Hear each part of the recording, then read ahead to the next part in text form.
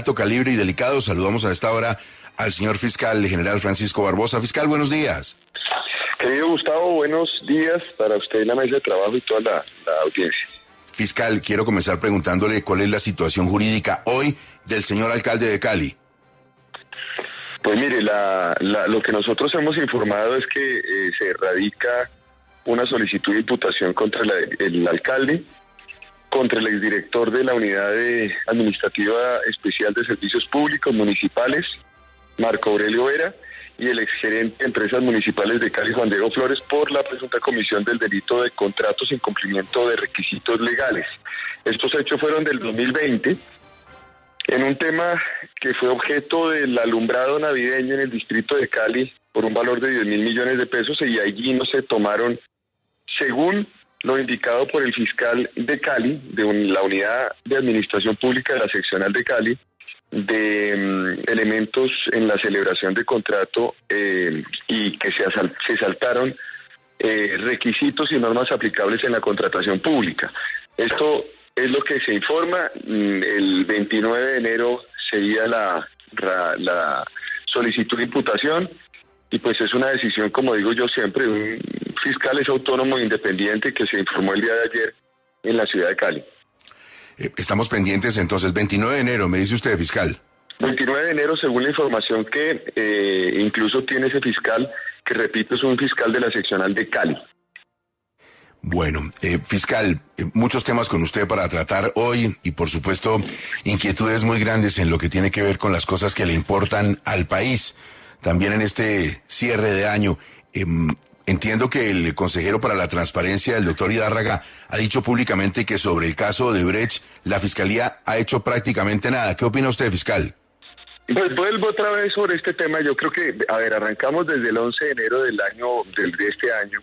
Todo el año vimos resultados, todo el año le explicamos al país. En el caso de Odebrecht, 104 solicitudes de imputación en mi administración, 74 imputaciones que se presentaron, escritos de acusación 21, principios de oportunidad 4, sentencias condenatorias 11.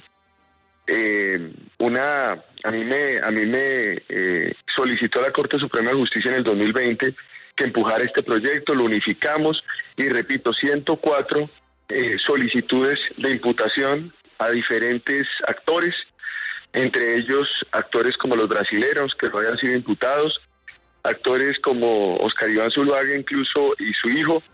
Entonces, cuando hablamos de este tipo de afirmaciones, pues mire, son afirmaciones que de nuevo atentan contra la administración de justicia, contra lo que han hecho funcionarios que hay en este país, contra las difamaciones permanentes a las que se ha sometido o han sometido a los funcionarios que llevan muchísimos años.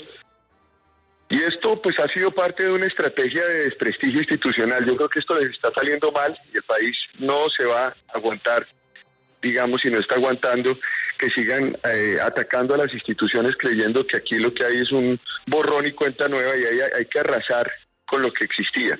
Entonces yo me siento muy complacido de lo que se ha hecho en el caso de Odebrecht. Ustedes pueden ir a la página web de la Fiscalía y nosotros creamos un banner hace como tal vez un año, para que la gente pueda seguir incluso las audiencias públicas, pueda seguir todo lo relativo a Odebrecht. Era un caso que estaba en unas condiciones difíciles, porque recuerde usted, Gustavo, que hubo un fiscal ad hoc hace 5 años y medio tal vez, y estaba dividido el proceso, y lo que hicimos fue unificarlo, remitirlo a la Corte Suprema de Justicia, y hoy, si usted lo compara con cualquier otro país, el caso de Odebrecht en Colombia es un caso que ha avanzado de forma muy importante, y por transparencia lo hacemos, por gestión pública. Entonces, pues ante eso, pues no me queda más que decir que rechazar esas afirmaciones de este funcionario y decir que las instituciones pues hay que mejorarlas, hay que trabajarlas, pero no hay que tratar de destruirlas. Señor fiscal, este caso de Odebrecht es enorme, tiene muchas implicaciones, nos ha acompañado en Colombia durante muchísimo tiempo y hay otro caso que tiene unas connotaciones de red de corrupción que también ha despertado toda clase de inquietudes en los colombianos, el caso de las llamadas marionetas del doctor Mario Castaño. Se ha producido una determinación de la Corte Suprema de Justicia que compromete al doctor Ciro Ramírez y tiene que ver con una investigación abierta por la Fiscalía. ¿Qué encontraron ustedes? No, mire, a ver, es una decisión de la Sala de Instrucción de la Corte Suprema de Justicia. Esta investigación es una investigación que se abre en mi administración y se cierra en mi administración. Porque esto es importante decirlo, porque normalmente dicen, es que en la Fiscalía se abren muchas investigaciones y esas investigaciones no se van a cerrar en la administración. No, este es un caso de dimensiones colosales en términos de corrupción y terminó siendo más importante en términos de daño al patrimonio público que el caso del carrusel de la contratación en la ciudad de Bogotá. Y en ese caso se logró la aceptación de cargos de varias personas, e incluso las sentencias anticipadas del senador, el difunto senador Mario Castaño, y de otras personas, funcionarios públicos que estaban involucrados. Como la Sala de Instrucción de la Corte Suprema de Justicia tiene el expediente también, ellos empezaron a desarrollar actividades investigativas y esas actividades investigativas que se hicieron con Fiscalía pues llevan a que se tomen decisiones frente a esos asuntos.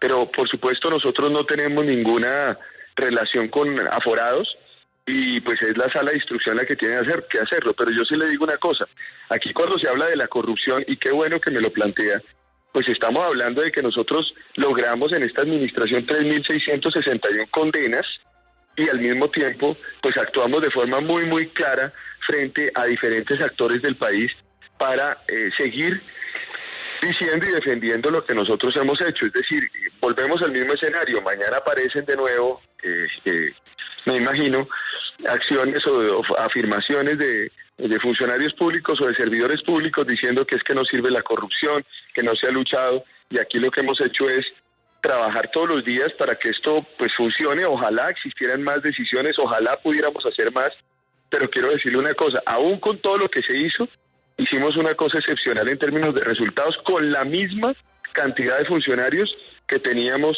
a principios de este siglo. Entonces creo que logramos elementos muy importantes y en este caso pues es un caso para mostrar la lucha contra la corrupción de la Fiscalía. Señor fiscal, en este caso en el que ya ha habido pues capturados varios alcaldes, ahora este senador Ciro Ramírez, se había hablado también que faltaban unas capturas a gobernadores. ¿Este capítulo marionetas aún falta por cerrar en este nivel de gobernadores? No, yo no conozco en el tema de gobernadores información alguna sobre este caso. Entiendo que se sigue trabajando, pero no tengo información sobre ese particular. Y según la información los reportes que se reciben para efecto de prensa y los reportes de esa investigación, no tengo información de gobernadores sobre el caso.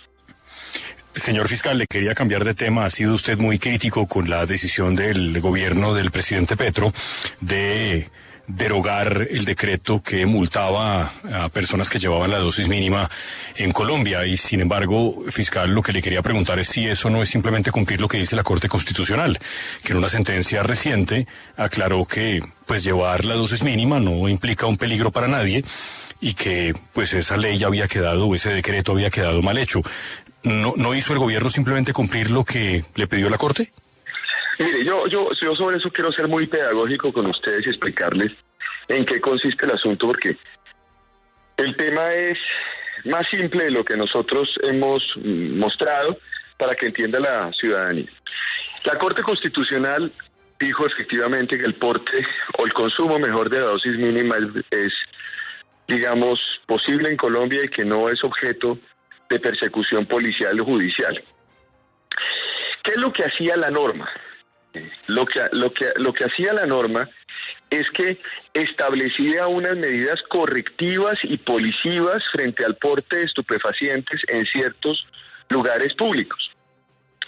Y esta medida o estas medidas eran unas medidas de prevención y protección que tenía la Policía Nacional o que debería implementar la Policía Nacional en materia de microtráfico. ¿Para qué?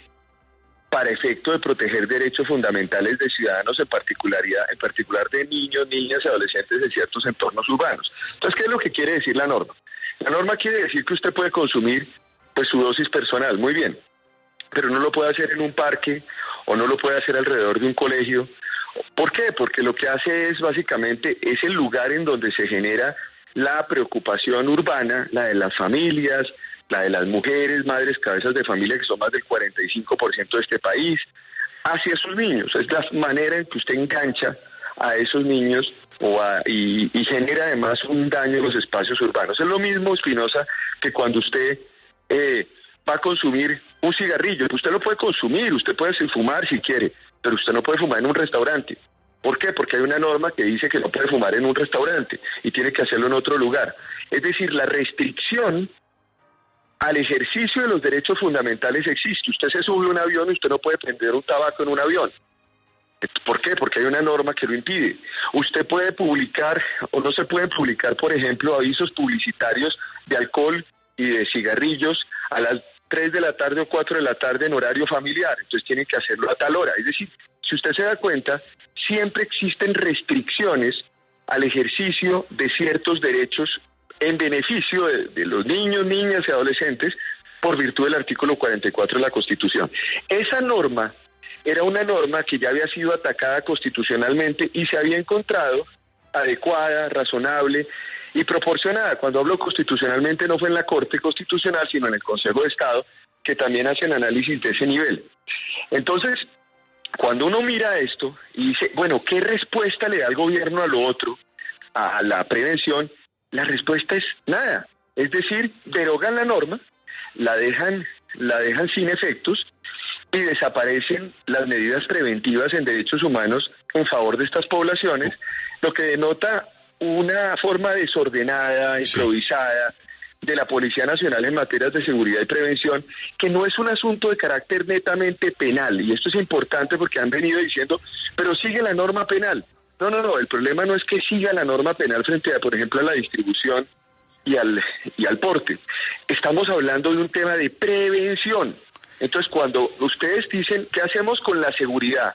Y la seguridad empieza a desmantelarse por la prevención, pues eso genera mayor criminalidad y esa criminalidad afecta a las personas. Esa es en esencia la explicación. Pero, señor fiscal, usted tiene razón en que, por ejemplo, con el cigarrillo, es un muy buen ejemplo, hay todo tipo de restricciones, pero es que la decisión de la Corte también dice que cada autoridad administrativa local puede decidir lo que considere. Ejemplo, el alcalde de Tunja, o el de Bogotá, o el de Medellín, o el de Caparrapí, puede decidir que en los parques de su pueblo, de la ciudad, no se puede, por ejemplo, fumar marihuana, o tener a la vista de todos la dosis mínima y personal aprobada por la Corte. Y listo, y quedó resuelto el tema, ¿no? Digamos, no es que no exista la herramienta, lo puede hacer cada alcalde como considere. Oiga, yo estoy de acuerdo en que pueden haber salidas jurídicas, de acuerdo, pero yo le digo la siguiente reflexión. Es una decisión derogatoria del gobierno nacional. Es el presidente de la República, son los ministros. Están tomando una decisión nacional enviándole al país un mensaje. Las normas tienen un efecto, que es un efecto legal, pero también un efecto social. Entonces, cuando usted expide una norma o deroga una norma, envía un efecto también, o una norma desde el punto de vista nacional. Claro que puede haber una discusión alrededor de que en cada municipio existan unas decisiones que se toman alrededor de este asunto, pero estamos hablando de que es necesario que se establezcan parámetros desde la cabeza del Estado, y en este momento es importante decir lo siguiente: ¿quién es el director o quién es el que dirige todo lo relativo a la prevención en derechos humanos y de seguridad del país? El presidente de la República y el gobierno nacional. Entonces, en ese orden de ideas, por supuesto que causa un daño terrible esta norma, porque no es como el presidente decía el día de ayer frente a esa propuesta de jóvenes en paz, pagar para no matar, es decir, el sacar criminales de las cárceles a $1.000.000 de pesos, que dijo que le causaron un gran, enorme daño, un desastre publicitario, fue lo que dijo, porque él cree que las decisiones cuando se critican generan un desastre publicitario, como si estuviera la gente haciendo publicidad alrededor de este tema. No, Aquí hay unas decisiones que causan un enorme daño social y por lo pronto un daño jurídico porque no hay respuestas alrededor de este asunto. ¿Cuál es el mensaje que recibe un jíbaro o que recibe, mejor, una madre cabeza de familia o una familia en torno a lo que ocurre alrededor de parques y lugares protegidos que además habían generado efectos jurídicos de prevención muy importantes? Pues básicamente que mañana empiezan a fumar marihuana en el parque o simplemente recogen las expresiones desafortunadas del ministro de Justicia cuando casi que generó una provocación contra una periodista hace unos días, diciéndole que que le dijera a su hija que mejor si iba a consumir, que consumiera en su casa, casi que invitando a la ciudadanía a decir, aquí la gente va a hacer lo que se le dé la gana y nosotros no tenemos funciones de prevención. Es que cuando uno tiene una función al interior del Estado, pues lo que tiene que hacer es también encaminar la discusión pública. Entonces, claro que podemos discutir jurídicamente sobre eso.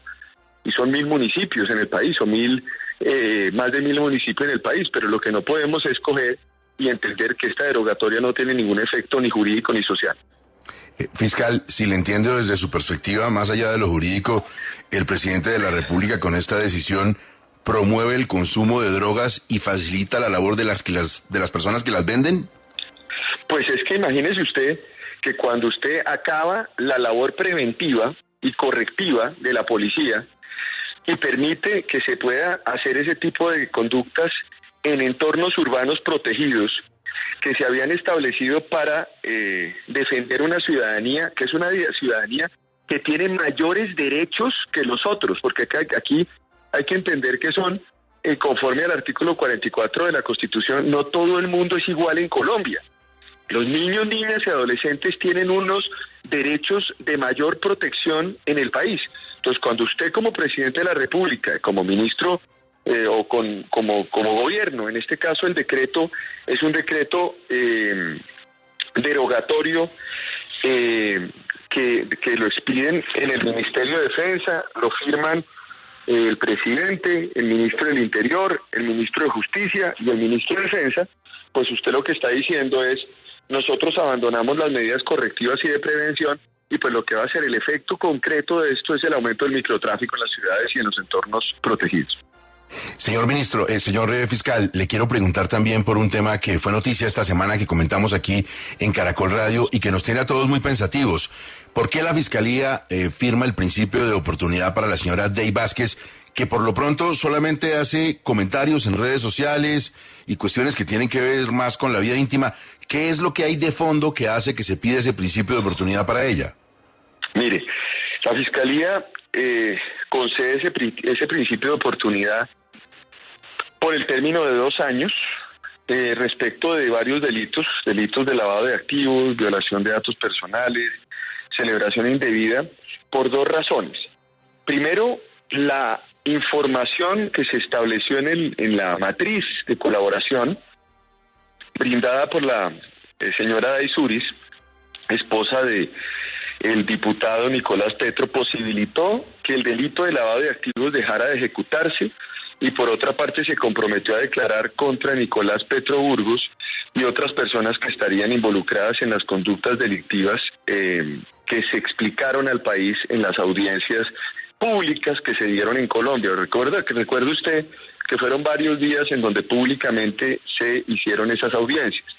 Esa colaboración para la Fiscalía constituye una condición sin la cual no hubiese podido tenerse conocimiento de todas estas acciones que afectaron bienes jurídicos del orden económico, social, de administración pública, fe pública, información y datos personales. Es decir, cuando se otorga se otorga el principio de oportunidad, que debe impartirse la legalidad por parte de los jueces, inmediatamente lo que se hace es crear unos compromisos. Eso es algo que existe en la justicia prenial colombiana conforme a la ley 906, que es el sistema acusatorio, y a partir de ahí esos compromisos pues tienen que ver con la declaración contra esta persona y otras más dentro de la matriz de colaboración que se definió en la Fiscalía. Eso es lo que se hizo y por supuesto en ese caso concreto pues ese proceso continúa, es un proceso que va a juicio y que ya tiene un testigo además que se compromete a poder desenvolverse en el juicio contra estas personas. Señor fiscal, ¿y qué va a pasar con el caso de Nicolás Petro, teniendo en cuenta que todo lo que él dijo con Daisuris allá en la fiscalía, pues ya no puede utilizarse en su contra? No. Lo que él dijo de Daisuris sí se puede utilizar y se va a utilizar en el marco del acuerdo del principio de oportunidad que se firmó. Eso está dentro de la matriz de colaboración. De hecho, ella puede ser requerida por cualquier otra autoridad. Ella es, ha aportado a la Fiscalía ya elementos documentales, según lo que me informan, y diferentes elementos. Eso es parte de la solicitud que se hizo por parte del fiscal del caso. Y entonces, en ese sentido, pues eso hace parte de ese expediente. Frente a lo otro, que es lo que se ha establecido por parte del señor Nicolás Petro, pues evidentemente pues hay elementos de prueba de la Fiscalía, más estas participación en juicio de esta testigo para poder demostrar la teoría del caso de la Fiscalía en sede ya de acusación y en sede de juzgamiento contra esta persona, en el proceso en el cual él está involucrado, que tiene que ver necesariamente con la presunta comisión de dos delitos, el delito de lavado de activos y el delito de enriquecimiento ilícito de servidor público. Fiscal, eso quiere decir que lo que ella tiene en materia documental, de registros, de grabaciones, de chat, de conversaciones, sí sustenta perfectamente que el señor Nicolás Petro incurrió en estos dos delitos. Para la Fiscalía General de la Nación, conforme a lo que se ha venido teniendo, hace parte de elementos muy importantes que permiten demostrar la comisión de esos delitos. Señor fiscal, ¿y qué va a pasar con el caso de las chuzadas de Daiza Laura Ojeda? En ese caso concreto se cobijó dentro del principio de oportunidad como inmunidad total esa conducta de violación de datos personales. Luego no podría ser perseguida judicialmente por cuenta de la negociación que ella adelantó en la Fiscalía. En cualquier momento en que ella no cumpla con lo que le ha prometido a la Fiscalía, ¿ese principio de oportunidad se pierde? Mire, esos principios de oportunidad se conceden por un tiempo en la ley colombiana y obviamente están siempre sujetos a pues el cumplimiento. Entonces hay 2 años en donde se tiene que materializar esos compromisos con la Fiscalía General de la Nación, con los fiscales del caso, fiscal del caso, que repito, tienen una autonomía y una independencia para adelantar estas actuaciones y que por supuesto deberán rendir siempre informe sobre el desarrollo de esa colaboración. Entonces ahí está, eso está siempre sometido, repito, a unos compromisos que están en unas matrices de colaboración que tienen que ser debidamente cumplidas. ¿Y eso cómo se materializan? Pues se materializan en el ejercicio de los juicios, en donde se observa claramente esta circunstancia de colaboración y de aporte de evidencia para efecto de la respectiva, del ataque judicial o del respectivo desenvolvimiento en el proceso judicial que se tiene en virtud del acuerdo. Señor fiscal, es muy importante la situación de la vicefiscal Marta Mancera, en el entendido de que cuando usted acabe su periodo, mientras la Corte decide quién será la nueva fiscal, pues ella será, la fiscal encargada. Hay mucho ruido alrededor de la fiscal Barcera en las últimas semanas, el asunto de Buenaventura, el asunto de los narcofiscales, el famoso caso de hace unos años, el hecho de que supuestamente se habrían perdido unas pruebas que la comprometen, la decisión de la Fiscalía de no continuar con un proceso alrededor de la misma vicefiscal Marta Mancera. ¿Cuál es su nivel de confianza hoy en la transparencia de ella? No, total. Esto es una estrategia de desprestigio por parte del presidente Gustavo Petro. Y él mismo lo conoce y lo sabe. Es decir, ellos están angustiados porque pues finalmente no tienen fiscal de bolsillo en caso de que se quede la doctora Marta Mancera hasta cuando la Corte Suprema de Justicia decida. Pero esto es una infamia total. Mire, están a una persona que lleva 30 años en la entidad, que además ha cumplido sus roles de defensa de la institucionalidad durante 30 años, que trabajó muy bien conmigo durante 4 años, y faltando un mes me la quieren volver delincuente, básicamente recogiendo todas las denuncias que puede haber tenido un fiscal y que al mismo tiempo están archivados, están en la gran mayoría archivados en la Fiscalía General de la Nación. Entonces, en el caso, por ejemplo, el caso concreto de las famosas pruebas, que es la misma historia que trataron de montar con la ñeñe política hace 4 años cuando yo llegué, que recuerda usted que dijeron que se habían perdido unas pruebas y que era increíble que se hubieran perdido unas pruebas. Y las pruebas nunca se perdieron, estaban en el expediente. En el caso concreto de las famosas pruebas que se perdieron, ya se hizo un arqueo por parte de la fiscal del caso y se hizo una inspección a la sala de interceptaciones de la Policía Nacional y se tiene ya la extracción de toda la información que incluso está en diferentes procesos que fueron además, que están en otros procesos penales que se acumularon y que fueron devueltos por los tienen los abogados. Luego ahí está me imagino que se determinará, según la información que yo tengo, que todos esos elementos probatorios están en esos expedientes además y procesos que serían anteriores a la llegada de la vicefiscal Mancera a la Vicefiscalía General de la Nación. Entonces, las pruebas que supuestamente se perdieron nunca se perdieron. Los narcotraficantes supuestamente que dicen o hablaban contra la doctora Mancera, pues nunca aportaron ningún elemento y dijeron a la señora Mancera no la conocemos en el caso que se archivó, entiendo, en la Fiscalía Delegada ante la Corte. En el caso de Buenaventura, es una estrategia además bastante mezquina de un gobierno que ha permitido y favorecido el narcotráfico durante esta administración, porque es que yo sí lo digo con claridad. ¿Quién fue el que el 11 de enero me solicitó a mí la suspensión de órdenes de captura extraditables en Colombia sin fundamento jurídico, como acaba de decirlo la Corte Constitucional? No fue Marta Mancera, fue el presidente de la República. ¿Quién firmó la comunicación diciendo que no levantaban esas órdenes de captura? La firmó la doctora Marta Mancera.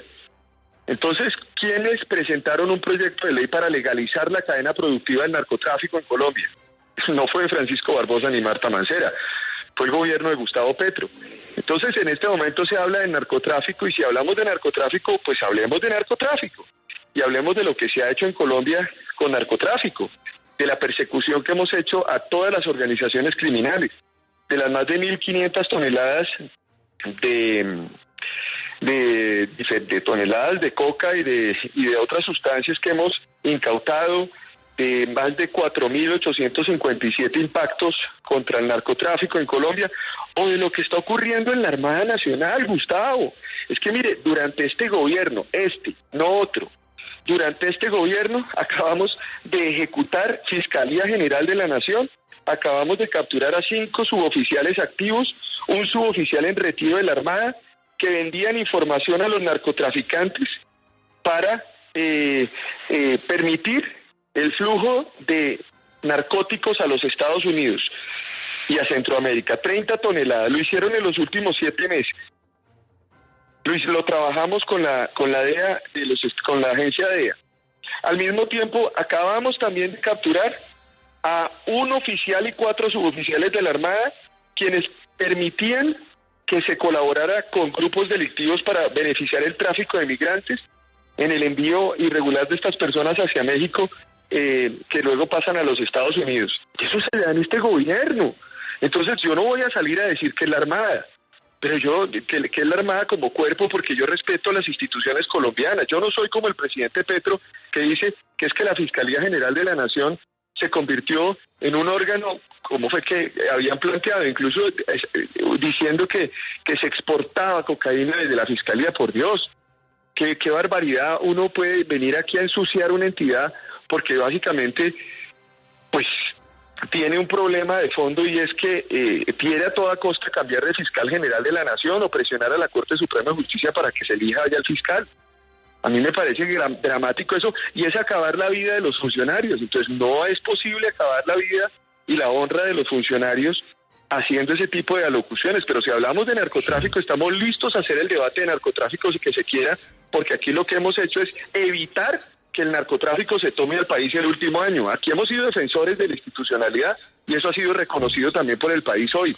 Entonces no me vengan a decir que una persona que deroga decretos, que beneficia el microtráfico, que se la pasan, desde enero se la han pasado buscando que salgan los narcotraficantes de la cárcel, que tienen suplantadas las autoridades en el territorio nacional, que no han hecho efectivas las órdenes de captura contra todos los violadores de derechos humanos en el país. Hoy tenemos más de 3.413 órdenes de captura pendientes de ejecutar en zona rural, de las cuales 526 son contra homicidios de reincorporados, de defensores de derechos humanos y familiares de reincorporados, que no se captura en zona rural, que despejó el territorio nacional, que está hablando con todas las mafias, no solamente, ni siquiera con los procesos de paz que tienen curso, sino con los sicarios y mafiosos en diferentes lugares del país.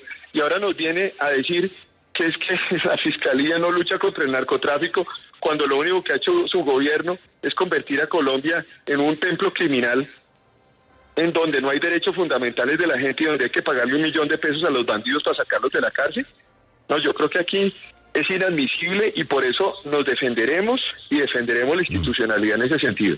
Señor fiscal, finalmente sobre ese caso de la vicefiscal, más allá del tema jurídico, ¿usted ha conversado con ella sobre las denuncias alrededor de presencia de familiares de ella y de personas allegadas a ella en la planta de la fiscalía? Pues a ver, ¿cuál es el escenario que hay sobre ese tema? Creo que tiene un hermano que empezó a trabajar en el 2007 en la fiscalía. ¿Y yo qué culpa tengo y ella qué culpa tiene? O sea, disculpen, entonces, cuando yo la nombro a ella, yo no la conozco. Sinceramente yo no la conocía. Y es una persona que llega a la fiscalía como llegaron todos mis funcionarios. Ustedes pueden revisar la planta de la fiscalía y verificar quiénes llegaron.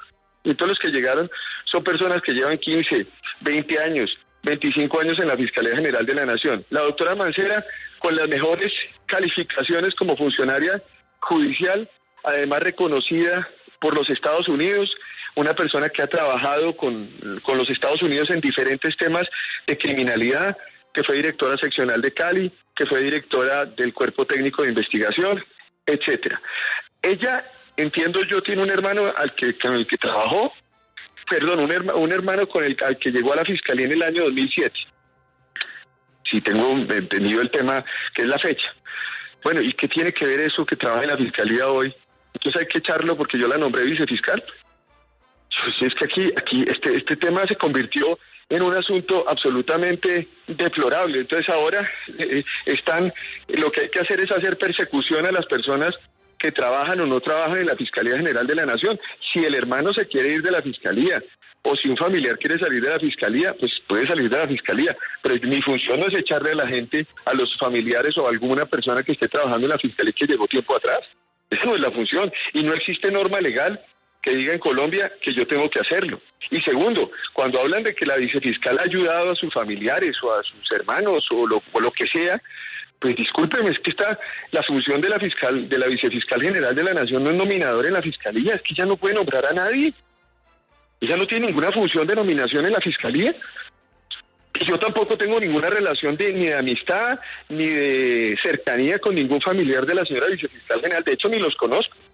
Entonces, este cuentico que han venido a como de lugar a acabar la reputación de la doctora Marta Mancera, pues no les va a funcionar.